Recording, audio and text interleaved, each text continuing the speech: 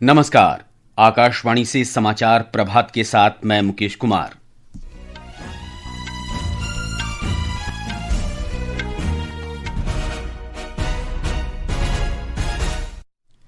भारतीय अंतरिक्ष अनुसंधान संगठन आज अमेरिका के AST space mobile blue bird block 2 संचार उपग्रह का प्रक्षेपण करेगा। रिजर्व बैंक ने बैंकिंग प्रणाली में नकदी की समस्या दूर करने के लिए 3 लाख करोड़ रुपए डालने की घोषणा की।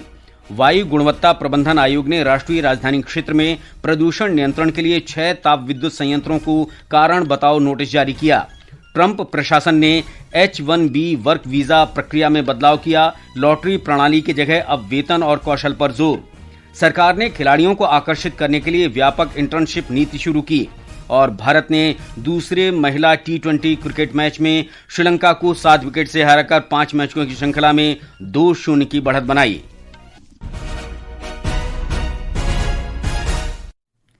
भारतीय अंतरिक्ष अनुसंधान संगठन इसरो आज सुबह ब्लू बर्ड ब्लॉक 2 संचार उपग्रह का प्रक्षेपण करेगा। यह प्रक्षेपण सवेरे 8:55 पर श्रीहरिकोटा के सतीश धवन अंतरिक्ष केंद्र से किया जाएगा। इसे भारत के सबसे शक्तिशाली प्रक्षेपण यान LVM-3 से प्रक्षेपित किया जाएगा। इसरो का भारी भरकम प्रक्षेपण यान LVM-3 ब्लू बर्ड ब्लॉक 2 संचार उपग्रह को निम्न पृथ्वी कक्षा में स्थापित करेगा। यह LVM-3 की 6ठी परिचालन उड़ान होगी, जो इसरो की सिद्ध और विश्वसनीय प्रक्षेपण क्षमता को दर्शाती है। यह मिशन इसलिए भी महत्वपूर्ण है क्योंकि ब्लू बर्ड ब्लॉक 2 निम्न पृथ्वी कक्षा में स्थापित किया गया सबसे बड़ा वाणिज्यिक संचार उपग्रह है। यह भारतीय धरती से LVM-3 द्वारा प्रक्षेपित किया गया अब तक का सबसे भारी पेलोड भी है। ब्लू बर्ड ब्लॉक 2 संयुक्त राज्य अमेरिका की AST स्पेस मोबाइल कंपनी का है। यह उपग्रह वैश्विक निम्न पृथ्वी कक्षा LEO तारामंडल का हिस्सा है। इसरो के सहयोग से यह प्रणाली सीधे मोबाइल कनेक्टिविटी को सक्षम बनाएगी, जिससे विश्व भर में 4G और 5G कॉल, संदेश, वीडियो और डेटा सेवाएं उपलब्ध होंगी। अल्लू की खबर के साथ समाचार कक्ष से चिराग झा। केंद्रीय गृह मंत्री अमित शाह आज पंचकुला जाएंगे। पंचकुला की पुलिस उपायुक्त सृष्टि गुप्ता ने बताया कि उनके दौरे को देखते हुए जिले में सुरक्षा के व्यापक प्रबंध किए गए हैं। गृह मंत्री सहकारी क्षेत्र पर एक सम्मेलन, हरियाणा पुलिस की पासिंग आउट परेड और पूर्व प्रधानमंत्री अटल बिहारी वाजपेयी की प्रतिमा के अनावरण सहित कई आधिकारिक कार्यक्रमों में भाग लेंगे। रिजर्व बैंक ने बैंकिंग प्रणाली में नकदी की समस्या दूर करने के लिए नए उपायों की घोषणा की है। बैंक ने आगामी दिनों में खुले बाजार परिचालन, OMO और विदेशी मुद्रा की खरीद फरोख्त के माध्यम से लगभग 3 लाख करोड़ रुपए उपलब्ध कराने की योजना बनाई है। इसके अंतर्गत रिजर्व बैंक 2 लाख करोड़ रुपए की सरकारी प्रतिभूति खरीदेगा। इसके अलावा रिजर्व बैंक 10 अरब डॉलर की खरीद फरोख्त करेगा। इससे बैंकिंग प्रणाली में नकदी बढ़ेगी। एक रिपोर्ट। वर्तमान तरलता और वित्तीय परिस्थितियों की समीक्षा के बाद भारतीय रिजर्व बैंक ने निर्णय लिया है कि सरकारी प्रतिभूतियों की खरीद 4 किश्तों में की जाएगी। प्रत्येक किश्त 50,000 करोड़ की होगी, जो 29 दिसंबर 2025, 5 जनवरी 2026, 12 जनवरी 2026 और 22 जनवरी 2026 को आयोजित की जाएगी। डॉलर रुपया स्वैप नीलामी 13 जनवरी 2026 को आयोजित की जाएगी। रिजर्व बैंक ने आगे बताया है कि वे तरलता और बाजार स्थितियों में हो रहे बदलावों पर लगातार नजर बनाए रखेंगे और सुव्यवस्थित तरलता सुनिश्चित करने के लिए आवश्यकता अनुसार कदम उठाते रहेंगे। प्रार्थना, आकाशवाणी समाचार, मुंबई। ओडिशा में आज राष्ट्रीय पेसा महोत्सव के अवसर पर सभी पंचायतों में विशेष ग्राम सभाओं का आयोजन किया जा रहा है। इस अवसर पर मुख्यमंत्री मोहन चरण मांझी ने वीडियो संदेश में प्रदेश के आदिवासी समुदायों को हार्दिक शुभकामनाएं दी हैं। मुख्यमंत्री ने कहा कि पेसा ने आदिवासी क्षेत्रों में जमीनी स्तर पर लोकतंत्र को मजबूत करने में महत्वपूर्ण भूमिका निभाई है। उन्होंने कहा कि ओडिशा पेसा अधिनियम के अनुसार पंचायत चुनाव कराने वाला देश का अग्रणी राज्य है। महोत्सव का आयोजन पंचायती राज मंत्रालय और जनजातीय कार्य मंत्रालय ने मिलकर किया है। नागर विमानन मंत्री के राममोहन नायडू ने कहा है कि भारत को अंतर्राष्ट्रीय नागर विमानन संगठन परिषद में फिर से चुन लिया गया है। सोशल मीडिया पोस्ट में उन्होंने कहा कि प्रधानमंत्री नरेंद्र मोदी के नेतृत्व में भारतीय विमानन ने वैश्विक स्तर पर काफी प्रतिष्ठा अर्जित की है। श्री नायडू ने कहा कि भारत एक प्रमुख भागीदार के रूप में उभरा है, जो विकासशील देशों को सहायता प्रदान कर रहा है।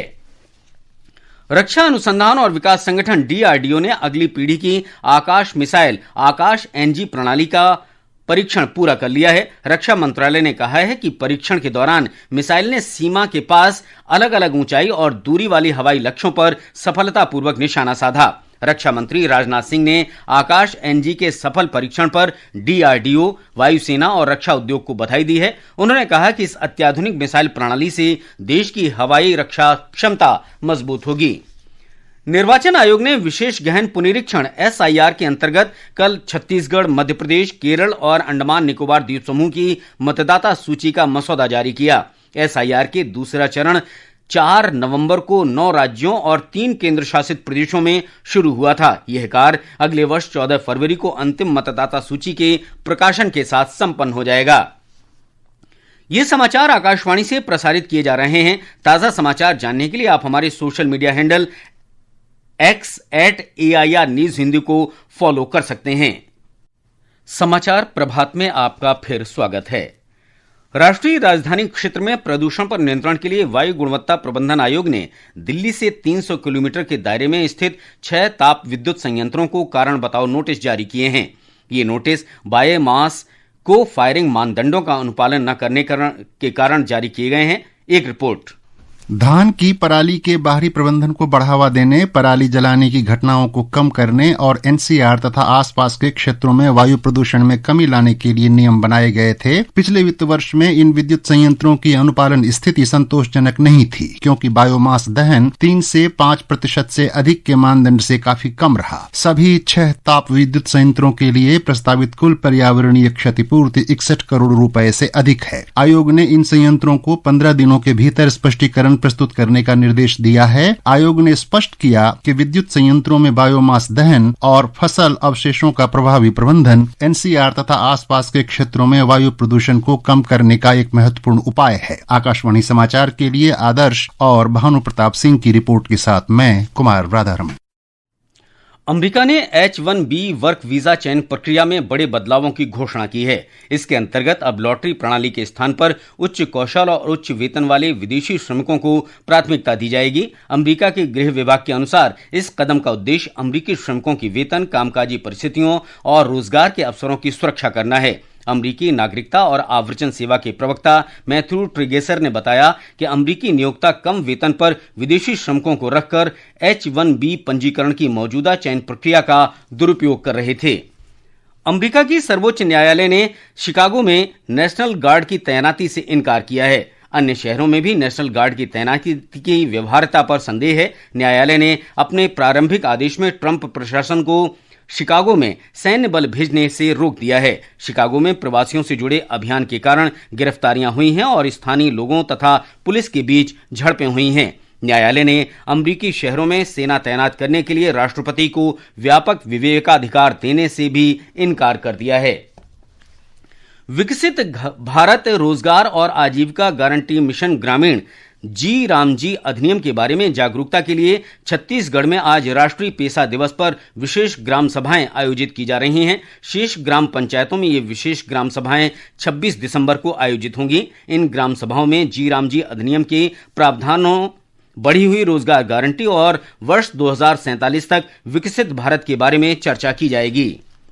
युवा कार्यक्रम और खेल मंत्रालय ने युवा प्रतिभाओं को खेलों की ओर आकर्षित करने और देश के खेल ढांचे को मजबूत करने के उद्देश्य से व्यापक इंटर्नशिप नीति शुरू की है। इसके अंतर्गत कॉलेज और विश्वविद्यालय विद्यार्थियों को मंत्रालय और उसके स्वायत्त निकायों में इंटर्नशिप दी जाएगी। इस पहल से उन्हें खेल प्रशासन, संचालन और इससे जुड़े क्षेत्रों का अनुभव प्राप्त हो सकेगा। इस पहल का उद्देश्य खेल विज्ञान, डोपिंग रोधी उपायों, इवेंट मैनेजमेंट और एथलीट सहायता सेवाओं के क्षेत्र में प्रतिभाएं तैयार करना है।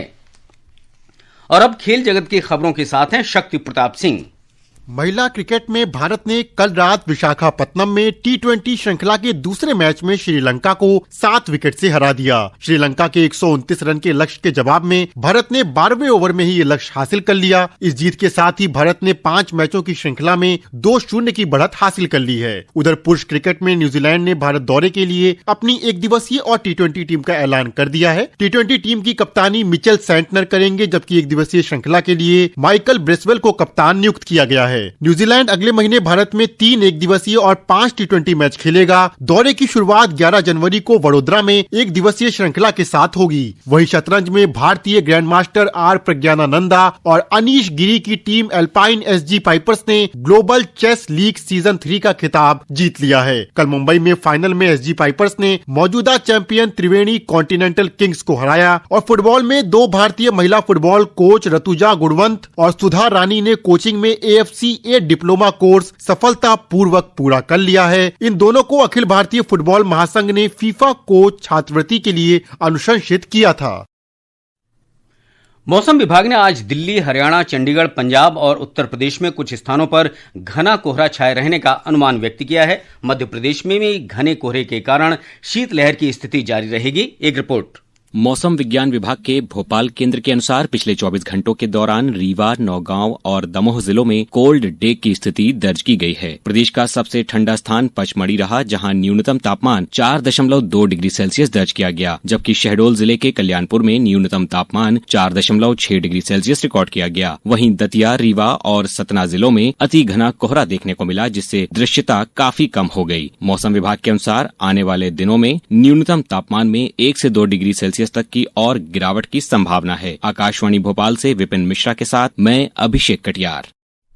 ये समाचार हमारी वेबसाइट www.newsonair.gov.in और हमारे न्यूज ऑन AIR और अब आज के समाचार पत्रों की सुर्खियों के साथ हैं फरहत नाज। धन्यवाद मुकेश। बांग्लादेश में हिंदू युवक की हत्या के खिलाफ दिल्ली और पश्चिम बंगाल समेत 8 राज्यों में विरोध प्रदर्शन की खबर सभी अखबारों में प्रमुखता से है। हिंदुस्तान ने आक्रोश शीर्षक से लिखा है, बांग्लादेश में बर्बरता पर बिफरा देश। 18 दिसंबर को हिंदू युवक की पीट कर हत्या की गई थी। जनसत्ता के अनुसार अपने उच्चायोगों की सुरक्षा के मद्देनजर भारतीय उच्चायोग को तलब किया। नवभारत टाइम्स की सुर्खी है, ग्रैब 4 हटा तो भी बिना PUC नहीं मिलेगा तेल। पत्र के अनुसार 27 PUC सेंटर बंद करने का दिया गया नोटिस। पंजाब केसरी के अनुसार मुख्यमंत्री रेखा गुप्ता ने कहा, दिल्ली की सभी बसों का संचालन करेगी DTC। देशबंधु की सुर्खी है, चुनाव आयोग ने मध्य प्रदेश, केरल, छत्तीसगढ़ में SIR की ड्राफ्ट वोटर लिस्ट जारी की। मध्य प्रदेश में 42 लाख से अधिक नाम हटाए गए। दैनिक जागरण का शीर्षक है, चीनी वीजा घोटाले में कांग्रेस सांसद कार्ति चिदम्बरम सहित 7 के खिलाफ आरोप तय। दैनिक ट्रिब्यून के अनुसार श्रीलंका को $45 करोड़ का राहत पैकेज देगा भारत। कोलंबो में विदेश मंत्री जयशंकर ने की प्रमुख नेताओं से मुलाकात। वीर अर्जुन का कहना है, इसरो के ब्लू बर्ड ब्लॉक 2 मिशन के लिए उल्टी गिनती शुरू। आज सुबह LVM-3M6 से किया जाएगा प्रक्षेपण। अमर उजाला के अनुसार कश्मीर में भारी बर्फबारी, मैदान में छाया रहा कोहरा। दिल्ली में 10 उड़ानें रद्द, 270 उड़ानों में देरी। कश्मीर के जोजिला दर्रे पर 3 फुट गिरी बर्फ। राजधानी में न्यूनतम तापमान 9 डिग्री से नीचे आया। दैनिक भास्कर का शीर्षक है, 2027 के वर्ल्ड कप की नींव आज से। और अंत में मुख्य समाचार एक बार फिर। इसरो अब से थोड़ी देर बाद अमेरिका के AST space mobile blue bird block 2 संचार उपग्रह का प्रक्षेपण करेगा। रिजर्व बैंक ने बैंकिंग प्रणाली में नकदी की कमी दूर करने के लिए 3 लाख करोड़ रुपए डालने की घोषणा की। वायु गुणवत्ता प्रबंधन आयोग ने राष्ट्रीय राजधानी क्षेत्र में प्रदूषण नियंत्रण के लिए 6 ताप विद्युत संयंत्रों को कारण बताओ नोटिस जारी किया। ट्रंप प्रशासन ने H-1B वर्क वीजा प्रक्रिया में बदलाव किया। लॉटरी प्रणाली की जगह अब वेतन और कौशल पर जोर। सरकार ने युवा प्रतिभाओं को आकर्षित करने के लिए व्यापक इंटर्नशिप नीति शुरू की। और भारत ने दूसरे महिला T20 क्रिकेट मैच में श्रीलंका को 7 विकेट से हराकर 5 मैचों की श्रृंखला में 2-0 की बढ़त बनाई। इसके साथ ही समाचार प्रभात का ये अंक समाप्त हुआ। नमस्कार।